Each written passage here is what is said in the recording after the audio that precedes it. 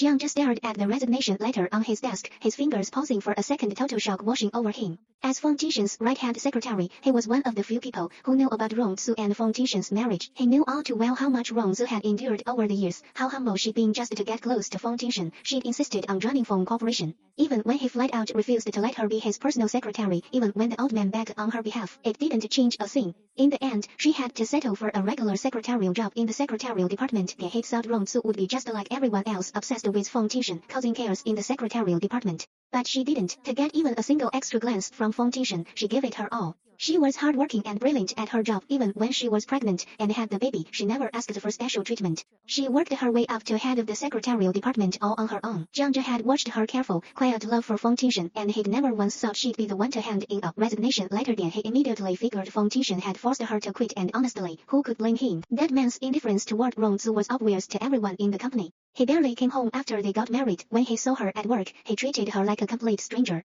Even when she stood out at her job and they talked about promoting her, he'd only snapped, repeating irritably that no one was allowed to interfere with Rong Zhe's business, just to follow the rules. There wasn't a single flicker of emotion in his eyes. Then when Jiang Zhe reported work to Feng Tingshen, he ultimately didn't dare mention Rong Zhe's resignation. He figured it was nothing more than a blip on Feng Tingshen's radar. But what he didn't know was that the defeated Rong Zhe he'd imagined shot her meek secretary persona the second she turned around. She dialed a number she hadn't used in years, her voice firm as she asked for a ticket to the super-exclusive tech expo, the same field where she'd once been a partner, fighting alongside her team, the same world she'd walked away from for Feng Tingshen. Then after resigning, Rong Zhe was eerily calm. She no longer called her daughter Feng Jingxing twice a day like she used to, no longer held onto her relationship with Feng Tingshen and their daughter all by herself. It was like she'd cut all her ties completely. No one knew the resolve hidden behind her newfound detachment. No one knew that quitting her job at Feng Corporation wasn't surrender. It was her chance to find herself again, to make up for everything she'd lost because of her marriage. Then meanwhile, far away in country A, Feng Jingxing was still drowning in sorrow over Aunt Lin's upcoming return to China. She cried as she called Feng Tingshen to complain, only to get a surprise: they'd be moving back to China next week.